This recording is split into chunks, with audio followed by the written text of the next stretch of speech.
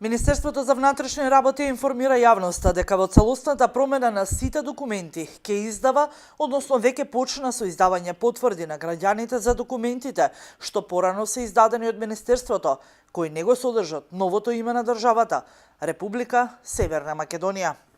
Со овие потврди се валидизира важноста на документите што се презентираат во странство. Потврдите се со нов печат и новото име – Република Северна Македонија. Потврдите се издаваат во Оделението за граѓански работи за државјани на Република Северна Македонија и лица кои уживаат меѓународна заштита во земјата, а во Одделот за гранични работи и миграции за странци по кој било основ престојуваат во државата, се наведува во соопштението на Министерството за внатрешни работи.